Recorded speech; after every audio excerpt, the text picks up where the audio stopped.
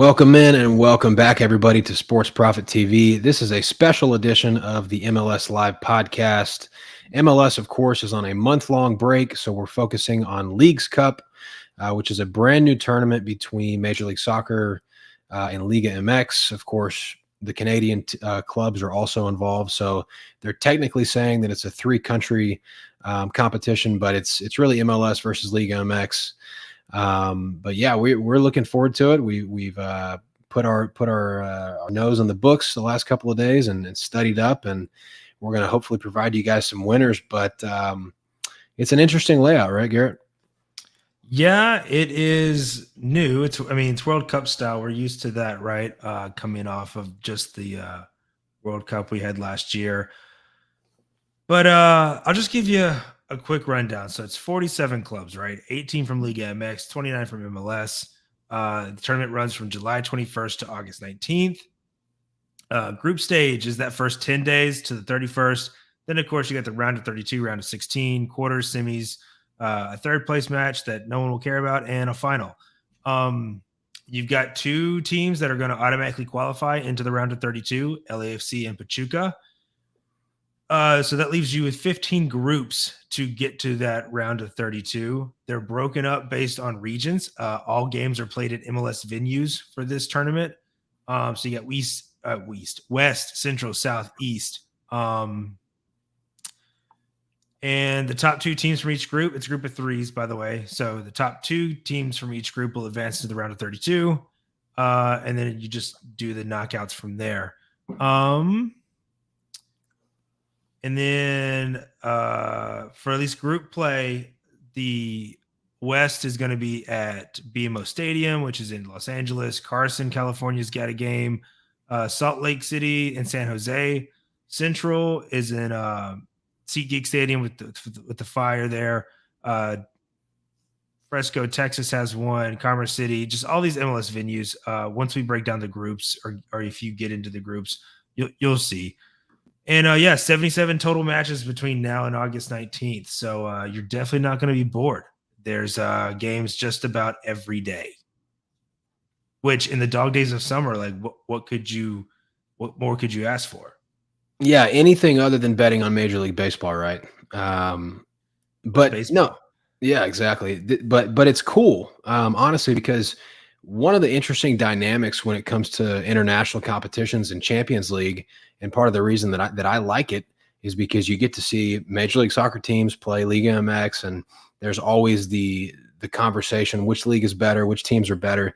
We're about to see a lot of matchups, more matchups than we've ever seen before between Major League Soccer and Liga MX. And it's got my attention. It's intriguing. I think that, there are some bad teams in Liga MX, just like there is in Major League Soccer. So it's going to be funny to see if they can hold their own with some of our teams, and if there's some spots that we can exploit. But the only correlation we even have here is CONCACAF, right? Like when those Liga MX sides and MLS sides take off and face each other. The big knock on MLS for years was their lack of depth. Liga MX just has more depth because they spend a little more than what MLS teams are doing. But we just saw Messi come in. I mean, there's other big names being floated around that might come in between now and the next 6 months. So MLS is going to step up that spending. What I'm really looking for most here is this depth argument. Can MLS hang having to play every 3 days against these MX sides? It's going to be very interesting. Yeah, it certainly will be. As far as league news, player news, anything like that, we don't have anything written down pre-show. You mentioned there have been some rumblings, like Chucky Lozano on the top of my head has been rumored with LA Galaxy, which would be, with LAFC. Yeah. Funny thing was Galaxy started that conversation, but don't have any open DP spots. And so LAFC is now picking up that torch. Yeah, QT says Sounders to win it all. Good insider info. Oh, that's interesting, Q. But before we get into predictions, anything on the top of your head? No, Messi's unveiling was Sunday. Busquets was there with him. Alba, as of course, has been confirmed to sign. He is not in training yet with them. He's still waiting on the birth of his third kid. So as soon as that happens, he will join up. Everything points to Messi and Sergio debuting Friday in their first Leagues Cups match versus Cruz Azul. So yeah, it's a fun time, man. We got to see Cincy's new striker debut. That was a good one. It's easy to score when you're going up against a 9-man side, so gets a score in his debut. I'm not bitter. He's a good player though. He's going to be good for them. That first strike he did, like that, everyone kind of looked around and said, "All right, this dude can play," because that had some zip on it. Yeah, he's for real. To answer Q, he's talking about Suarez. Miami wants Suarez. Suarez wants to go to Miami. There's different stories out there. One I heard was Suarez tried to retire from Gremio so that he could go play for Miami. So I think they're a little bitter about that, little upset. They're not going to let him go for free. Miami's going to have to pay some money, and apparently it sounds like a lot. And I just don't see them paying what's the rumored asking price for a 36-year-old striker. So I don't know. I mean, but they're not going to let him go for free. Like that, they feel. I gotta say, they think they feel disrespected, and so that they're going to stand their ground here. So I don't think this is clean cut, and he's going to, just easily end up in Miami. There's a lot to traverse here. Yeah, he tried pulling the old Rob Gronkowski move there. Gronkowski pulled that off when he was trying to follow Tom Brady to Tampa Bay a couple of years ago. He pretended to retire, and then there was like a loophole in the legalities. So I guess franchises clubs have wisened up to that. And I'm sure they spent a pretty penny to bring him into Grêmio in Brazil. So yeah, they're going to want to get something for him. I have not been a big advocate of Suarez at this point in his career. I hate to say it, but like Father Time, he wins. He doesn't lose. Father Time never loses, and Suarez is a snail at this point. He can barely get around. So, anyways, just keep in mind before we get into this, we got 5 predictions for you guys, including a couple of group futures, and I've got a couple of sprinkles. On the entire future, on the whole thing. I think Garrett said he's going to wait until after group play ends to get a better picture of the bracket and everything, which makes sense. But we're doing some guesswork here, but the good thing is so are the books. There's a lot of guesswork when you have a brand new competition like this. Who's going to take it seriously? Who wants to be there? Who is going to, how are these Liga MX teams going to do on the road, traveling, from city to city, etc. So there's some guesswork. Only 3 games into their season. Yeah, and that's another thing. Liga MX just started. They're only 3 to 4 games into the new Apertura season. So it is so funny how the shoe just is on the opposite foot now, because the big hang up with CONCACAF was that MLS season was just starting out and those guys weren't fit, and that just was another advantage for Liga MX. And now it's totally flopped where MLS is almost 70% through its season, and Liga MX is just 3 games into theirs. So granted, Liga MX's off season is a little shorter. They kind of play 2 seasons, kind of like it's interesting. They love their soccer. I dig it. It gives me real Brazil vibes, where I just feel like Brazil never has an off season.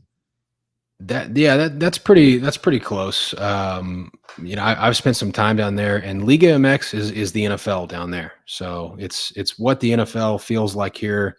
Liga MX is their NFL. So, all right. Well, without further ado, let's get into it.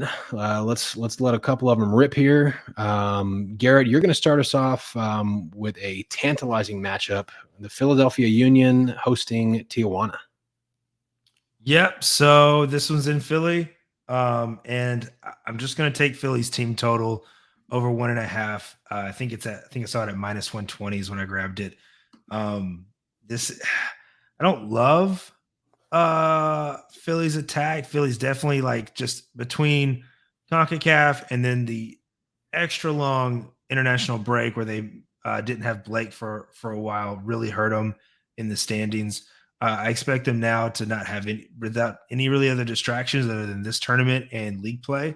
I expect them to kind of start getting all the wheels going in the right direction. But I don't know how how to really navigate this one here. I'm not a fan of this Tijuana side. They don't they don't impress me. I don't think they're terrible. I just don't think they're great. I think Philly has the advantage here, obviously, with as much play time as they've already had. But because I don't know a lot about this Tijuana attack, I'm a little hesitant here to play the money line, especially when it's a little more juice in this team total. Something tells me with this being the first game in group play, Philly might need 2 to win here. And so if they get that, I save a little bit of juice and our bet hits regardless of the in-game result. So with navigating that unknowns, I'm a little uneasy on sides for this first couple of matches. So I'm going to take this team total here as Philly's averaging 1.4 expected goals a game. Not great, but like I said, there's been reasons for why they've kind of stuttered throughout the season so far. And Tijuana, and it's only 3 games. It's this really small sample size, but expected goals against is 1.6. I do like this Philly attack. I think that's one of the best things about this team. So yeah, I think at minus 120, this is not a bad way to start off the tournament. Yeah, so Tijuana, not a great defensive track record, specifically in the last couple of years. Philly's a tough place to play. When that Philadelphia attack gets rolling, they can drop 2 or 3 on anybody. As far as Tijuana's attack goes, it's not bad, but I would expect Tijuana to pretty much want to play sit back and try to hit you on the counter. That's 100% what I'm expecting from here, which is going to be interesting to see how Philly approaches that, because Philadelphia is kind of a counter-attacking team themselves.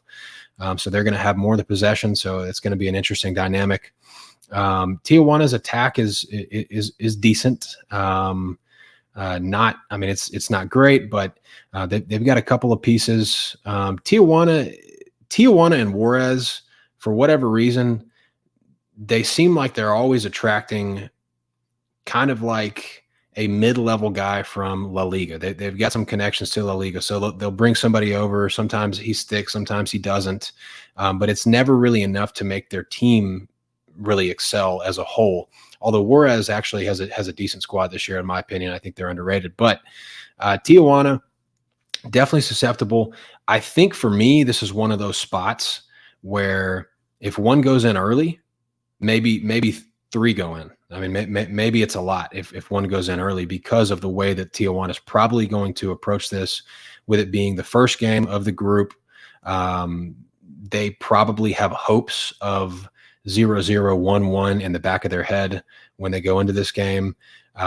So I think if Philadelphia scores a goal before the 55th, 60th minute, it gets a little bit desperate for Tijuana, and then they can pour it on. All right. My first show play here. We just talked about uncertainties and doing guesswork, but here we are dropping a 2-unit bomb. Very excited about this spot. Have had it circled for a minute. Vancouver Whitecaps at home hosting Club Leon, over 2.5 goals. Got a nice tidy minus 112 price there. What not to say about this? There's a lot of good stuff to say about this. Vancouver, number 1 in Major League Soccer in expected goals, or number 4 in actual goals. So a little bit of a discrepancy there, but man, these guys are just butter at home. Really smooth, really just, their buildup looks great, and they're scoring goals. They've got a really impressive midfield all the way to the attack is really good in Vancouver. And that's going to pair really well with the way that Club Leon play too, because Club Leon, look, if you're not familiar with them, they just won Champions League. Very, very impressive. Huge fan of their coach, Argentinian guy, Nico Larcamon. I don't know how long Leon will be able to keep him because I think he's a star. I think he will be moving up pretty quickly. But yeah, Leon. These guys are going to score. These guys are going to contribute. I couldn't get a price on both teams to score, but I'm fine with the over 2.5. I think it. I think we're going to get volume here on the net. I think this is going to be an open game, and yeah, I mean, I love it. I've got multiple units on this spot. No, I like it a lot too. I have no problems with Vancouver. I know Vancouver can score, and I know Vancouver can let goals in. I was really leaving this up to you, basically to know if Leon's legs are there or not yet. So if they are, then fantastic. Like it, yeah. This is a great spot for goals. Let me respond to that real quick. Is in regards to their legs, because it's a good question to ask with Liga MX only being 3 games into their season. Leon played further into the year, and they stayed in shape further into the year through the summer because of CONCACAF. They didn't play a game for a month, almost a month before that CONCACAF final against LAFC. So they had to stay in really good shape all the way through the month.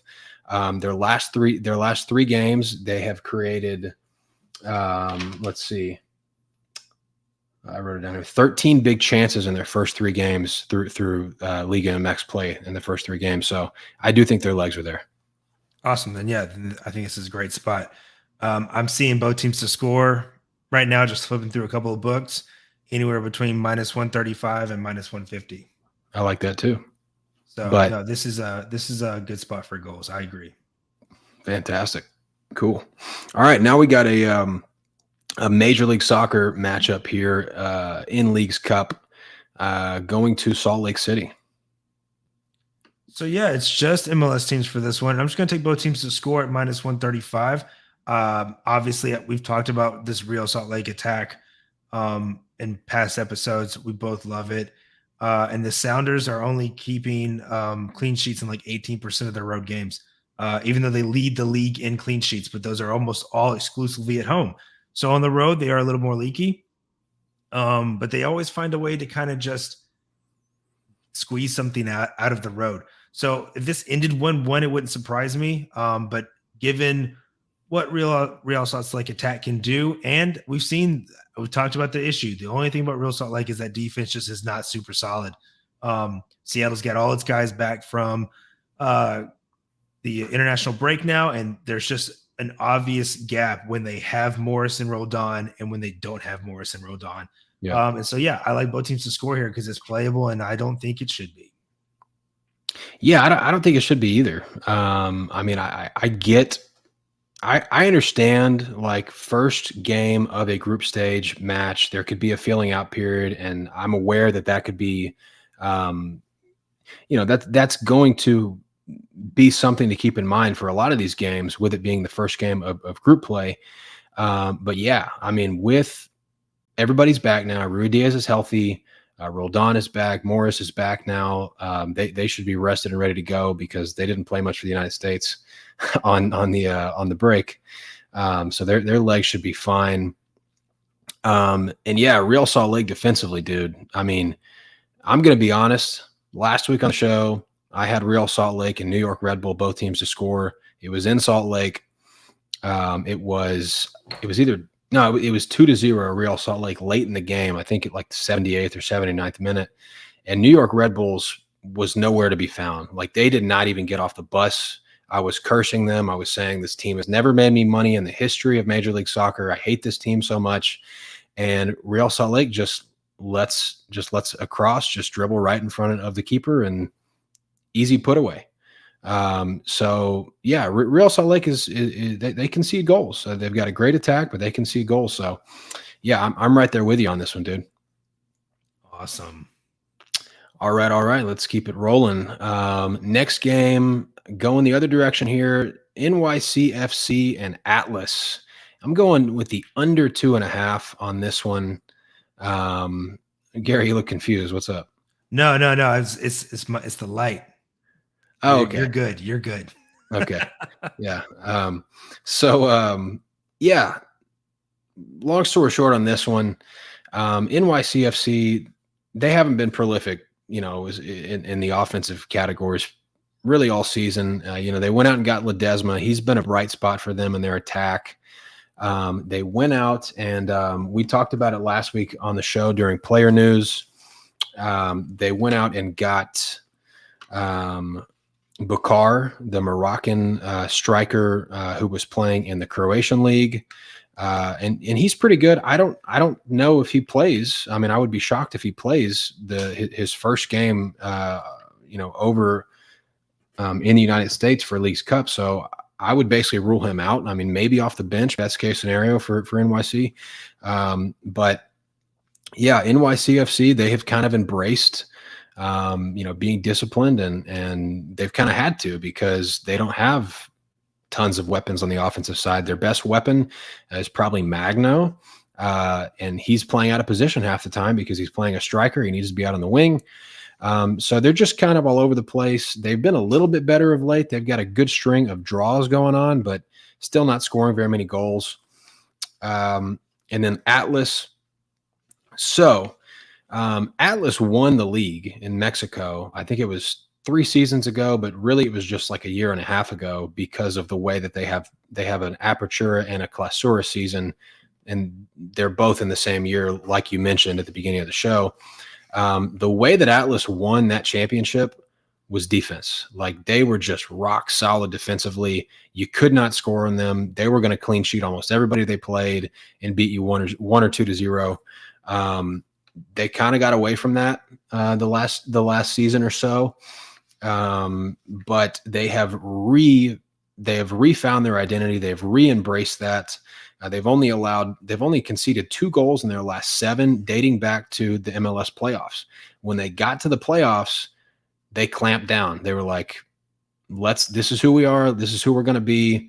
Let's be disciplined defensively. And they have really embraced that. I think this is just as much of a playoff game as a playoff game. This is game 1, group stage, going to New York City. I think that they are happy with a draw here and trying to get 2 or 3 points out of the penalty shootout. With that rule change that we talked about. So yeah, I think this one. I don't know if it's not exciting necessarily, but I do think that there's just not enough weapons. Atlas's best striker, Julian Quinones, he's now been bought, 26-year-old Colombian. He's with Club America now. He's their starting 9 up top, and he was by far their most talented player. He was dynamic. He could score goals by himself. He's gone. They do have a couple other guys, but now it's basically Furch, the 34-year-old Argentinian up top, and he's not the same player as Quinones. So I don't see where the goals come from here. I think given the situation and the rosters that both of these managers have to work with, I think this is 0-0, 1-0, 1-1. Yeah, so if you don't think Atlas is going to threaten much, but they play solid D, then I don't have any issues here whatsoever. NYC, they're not at Yankee Stadium. They'll be playing at Citi Field, which tends to be it's just not as narrow, right? So it doesn't throw teams off as much. It's still a small field. But you mentioned Magno, and he was actually not in the 18 last game from a coach's decision. So I don't know what's going on there. I don't expect their new 9 to be in the 18 for this game either, unless something changes between now and game day as far as visas are concerned. I don't think it's gotten processed yet. So this feels like a good spot based on what I know of the players and what you just broke down. Awesome. All right, let's get to this next spot that I really like. Garrett's last play of the show. I'm going to let you cover this one, but I just want to say I'm equally excited for this spot. So yeah, I'm throwing, being conservative out the window. This is a spot that I can't pass up on. It's going to be Minnesota team total over 1.5 at +105. And this is going to be a 2-unit play for me. They're going against the worst defense in Liga MX. In 3 games, Puebla is averaging 3.1 expected goals against a game. Since Pookie has arrived in 3 games for Minnesota, their expected goals a game is at a 1.97. When this was plus money, that's what drew me over the line to be like, okay, I was gonna take it rather light, to start this tournament off, but this just seems like an unreal matchup to start it off, and I do not understand why this is plus money. And so yeah, no, I'll fire 2 units here. Yeah, so a lot to like here for me. Everything is falling in line for this Minnesota United team. Obviously, with Reynoso, now he's back in the fold. He seems to be fully fit, after coming back from the suspension. They get Pookie. It would be nice to have, Lod healthy at some point, which I guess he's still out, right? Yeah. Yeah, but they still have, a couple of dynamic wingers. The attack looks great. Like the Minnesota United attack looks really good. And Puebla, I mean, you hit the nail on the head. They're terrible. I mean, there was probably the only team in Liga MX that was worse defensively last year was probably Mazatlan. But it was Mazatlan and it was Puebla, and those two were far and away. Fade them, bet team total goals against them. And the crazy thing about Puebla is they didn't really address it. I told you the other day on Discord, they added what seems to be an upgrade at CDM at defensive midfield, but their back line is almost exactly the same 3 or 4 guys that it was last season. To me, this is Minnesota United throughout the season. They got Reynoso back. Pookie's in. They start to gel. Books haven't adjusted, disrespecting Minnesota a little bit here with the price. And yeah, dude, I mean, I like it a lot. I do think Puebla could potentially contribute. So I like the direction here with the team total as opposed to a money line.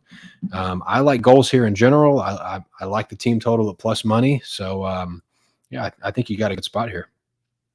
Yeah. I mean, like if you're giving up 3 expected goals a game to start your season, I would hate to see what last year looked like. Yeah, that's crazy. That's an awful start. So yeah, I will jump on that all day. And by the way, I only own one shirt that's like kind of looks pink, and it's this one, and I'm wearing it to honor Messi, Messi's arrival. So my Messi jersey has been ordered. It said it will ship by November. So oh wow, it'll almost be the Super Bowl by the time you get it. Yeah, they are all pre-orders, man. That is the demand. Inter Miami has 10 million followers on Instagram. Dude, I saw that. That is more than any other sports team in the country. That's what I saw. That's ludicrous. That's the power of Messi, though. Real quick before we get to futures, we have some group futures to get to. Jeff, thanks for tuning in. Appreciate you guys breaking in the Leagues Cup. You guys know MLS better than any other cappers. That is a very, very nice thing to say. We work really hard, so I appreciate the comments. Thank you so much, Jeff. All righty. So we have some more good value to get to here. Garrett, I've got your 2 group futures listed first. Okay. So here they are. So, yep. So like I said, these groups are broken down by region. So this group is Central 2. And in that, I'm taking Minnesota at plus 180. They're also in there with Puebla and the Chicago Fire. When it's those 2 teams, I just don't know why Minnesota would be that high to win the group. That seems like some value to me. So I'm going to grab that one. And then who would have thought? I'm taking a Liga MX side. And in the East 2 group, I'm taking Pumas at plus 188. They're in a group with DC United and Montreal. I'm sorry. I'm not a Montreal believer. I do not think that's a solid team, especially when it comes to playing a team like Pumas, a good team, a deep team, as far as MX standards are concerned. And then DC United. DC United just lost their best player in O'Brien. That loan deal ended. They did not get a permanent deal sealed up for him. And so he's gone back across the pond. And they're still trying to sort out a midfield option to bring in. So I'm not high on DC United. I think Rooney's trying to build something there, but it takes a while to get all the players you want. O'Brien would have been a big step in that.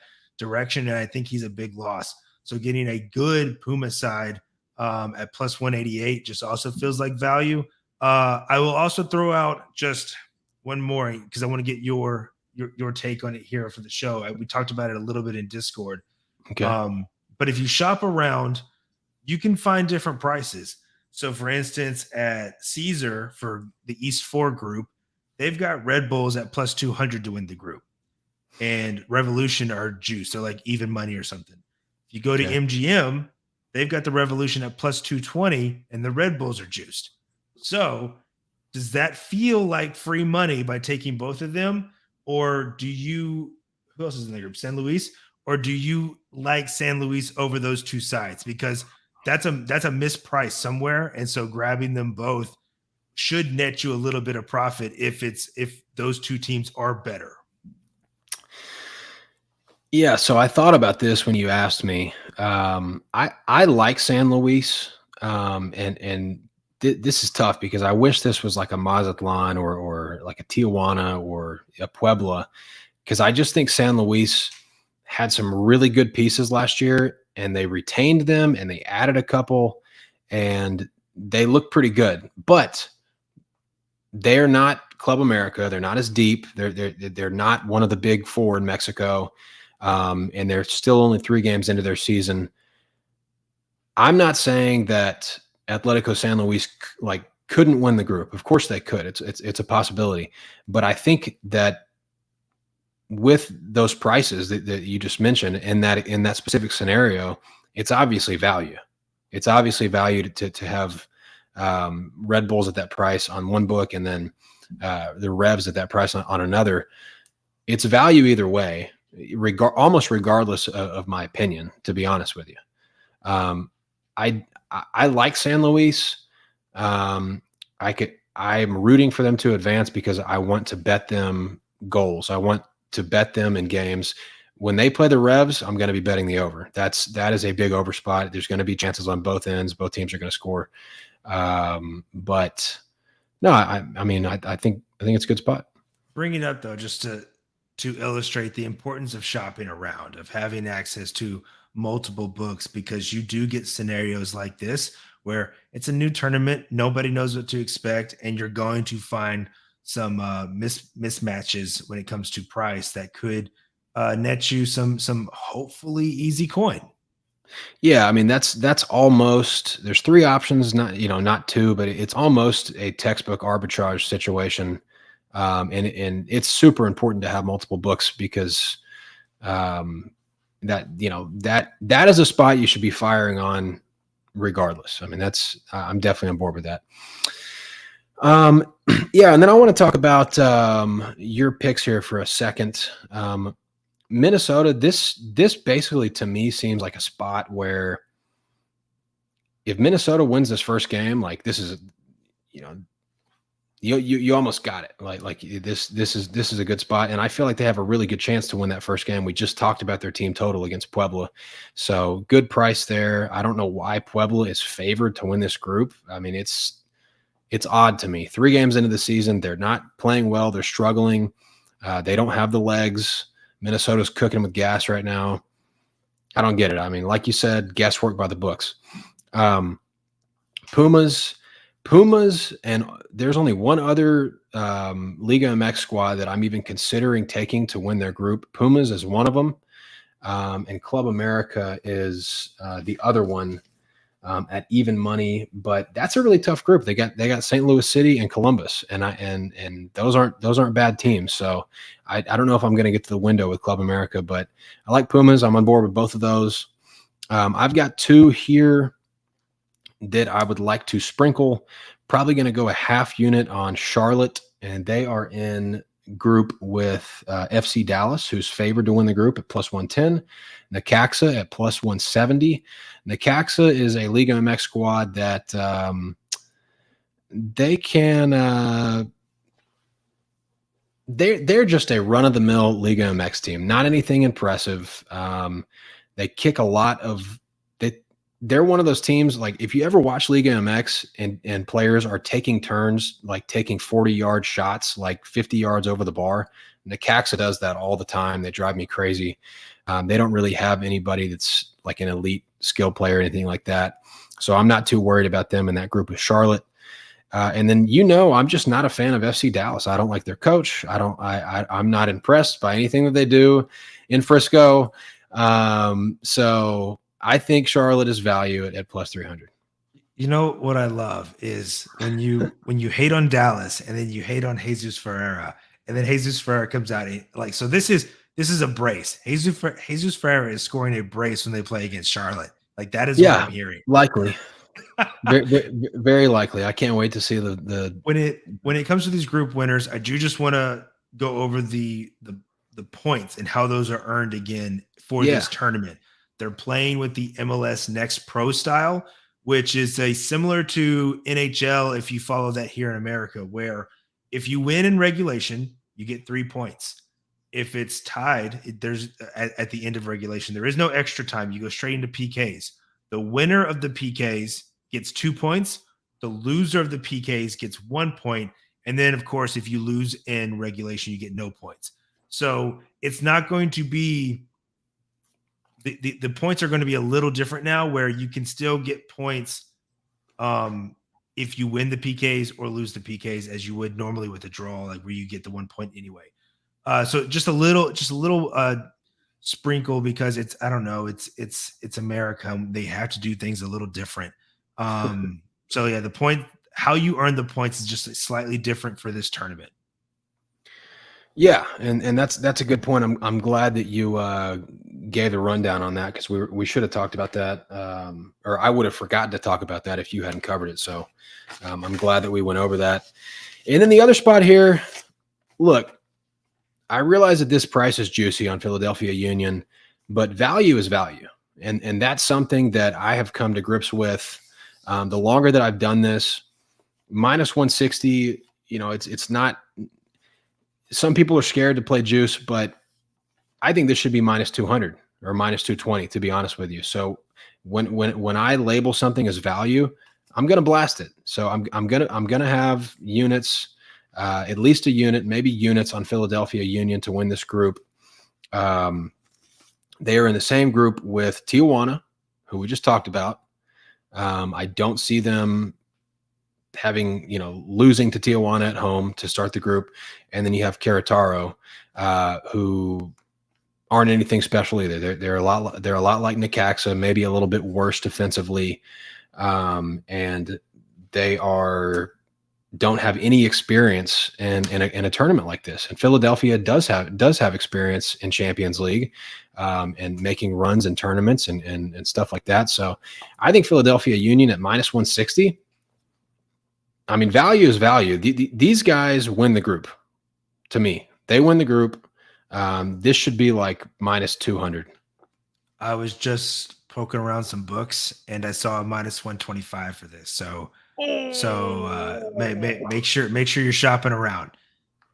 Just another example of why, like, it is important to have access to different books if you can, because you will get spots like this where you're gonna. What do you think about this spot, Garrett? 160 was a little too rich for me based on the current form and stuff. Philadelphia still needs to get it together, right? Like I said, we've given the reasons for why they've had the interruptions. They've missed key players for a large chunk of the season, or had focuses elsewhere.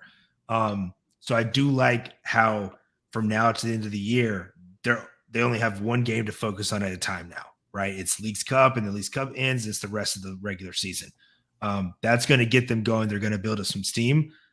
No, I think they should win this group. I love that price I sneaked. But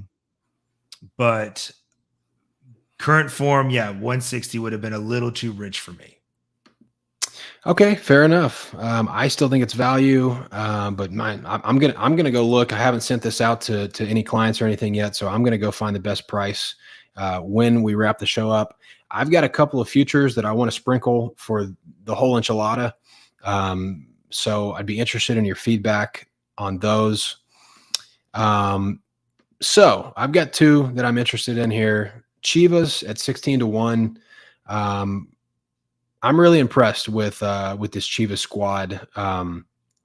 This is for a really long time, Chivas Guadalajara are kind of like the Dallas Cowboys, and at least in the Guadalajara area, and in Texas too, which is where I live. Chivas are a really big brand, and everybody loves them just because they're Chivas, and they don't have to win, and they're still going to love them no matter what. Kind of like the Cowboys. They were like that for a while. I mean, they had some runs of mediocrity, to say the least. But last year, their offense got going. They've always been good defensively. Their offense got going, and they made a run all the way to the Liga MX Championship. Ended up falling to Tigres, but really looked good, and they've looked good to start the year. And that has been without a couple of their best players that were called up with Mexico. So they're going to be returning to Chivas now for an extra boost. I like Chivas here. I'm just trying to look at their group real quick. Let me look at the Chivas group. So they're in a group with Cincinnati and Kansas City. So I'm not taking that was going to be my only point. That is not an easy group. No, not an easy group. I think I'm confident they get out of the group. I'm not taking a bet on them to win the group. I'm taking a sprinkle on the future here. Top two get out of the group, and they're good. I mean, this is a really good team. They've won 4 straight to start the year, and like I said, they're going to be getting Alexis Vega back. He was with Mexico on the call up, and I think one other player, Victor Guzman, maybe. No, he didn't get called up, but really good looking team. And then this other price to me is just stupid. This is just silly. I think Columbus is pretty good. I mean, I know they have some defensive issues, but really talented. That club has some experience and some expectations for international tournaments like this. And they've had some success before in Champions League. I don't see any reason why Columbus doesn't prioritize this. And I'm not saying they're going to win. I'm not proclaiming them as the victors today. But what I am saying is 50-1 is value, and 50-1 is silly to me. I mean, with the talent that they have with Cucho and Zelarayan and some of those other guys, I mean, it's just I think this is value. Yeah, like I said, the thing about Chivas is just I think it's a tough group. If they get out, then yeah, I think I would start to look at something there, because I do like some of these MX sides deeper into the tournament. I just got to know their legs are under them, right? Like I got to know they're fit and that doesn't hold them back too much. So they get out of group, then I think they're in play. The Crew, I think this is where we're going to see depth being an issue with the Crew.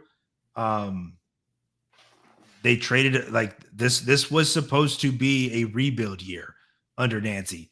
Nancy, just like the Leon coach, is a guy who I think isn't going to stick around for long. I think France is calling. And so he's probably got 2, maybe 3 seasons in Columbus, and then I think he's in League One pretty fast. So with the Crew, it's just a depth thing. They traded away a lot of their veterans, a lot of their depth, called up. I think they've had 4 or 5 academy kids start and play regular minutes. That's just a tough obstacle to get around in this tournament where you're playing so many games back to back to back. The offense is there. Does the defense hold up and do their part? Can that midfield hold up and do their part? Like when you've got Superman and Cucho and Zelarayan there up top, everyone else behind that, if they go down, the depth is not good. So that would be my only thing here. When it came to teams I was looking at, I was interested in Sounders just because we've seen Sounders do it, right? Like they've gone in and beaten MX sides and won CONCACAF. But at plus 2,000, and then I looked at their group where I also liked RSL. I like both those the teams as potential sprinkles for this tournament. And so I said, well, I'll just wait because I got to know who gets out of that group. PUMAS was the other one I was looking at. I think they're like plus 4,000 or something like that. So that was when I was thinking like again, maybe, but let's see. I have hesitancies on all the League MX sides just because of how early it is in the season for them. And then I need to know who gets out of the group. I think that creates a clearer picture for me to be able to fire away on some futures. But obviously, you won't have the same value by waiting. Right on. Real quick, guys, I forgot to talk about BetUS. I am going to drop a link in the description of this video once we wrap up. And if you're rewatching this video, not necessarily live, the link will be in the description for 125% bonus cash on your initial deposit with BetUS. I use BetUS myself, so definitely worth checking that out. And other than that, please hit the thumbs up on the video. It helps us a lot. If you haven't subscribed to the channel, subscribe so you don't miss anything. If Twitter goes down again or explodes, you'll be getting our notifications here. You won't miss anything as far as betting content or news. Follow us on Twitter at MLS Live Podcast on Twitter. I think we're like 330 followers or something. So working our way up over there. And yeah, I'm personally super excited about these games. These are fun competitions when you get to dig in and try to catch the books sleeping a little bit on some of these fresh new matchups that they're having to handicap for the first time, just like we are. So I think it's going to be fun. We'll get a feel for it this weekend. We got games Friday, Saturday, Sunday. So a weekend full of fun Leagues Cup matchups here. And yeah, what else, Garrett? No, I would just make sure turn those notifications on if you're following us. I'll be quiet for a couple of days if there's nothing going on, and then Mexico and Panama will have 9 yellow cards, and I'll jump on a total a full game there with like 20 minutes left and hit a live bet. So just have those notifications on. You never know what's going to come down the pipe, what's going to present itself. And so, yeah, make sure you're a part of the action. Thank you as always for tuning in. This month's going to be fun. Best of luck to all your bets. We'll be here as we can based on the schedule, just because games will be hot and heavy all month long. And appreciate it, guys, as always. We'll see you next week. Thanks.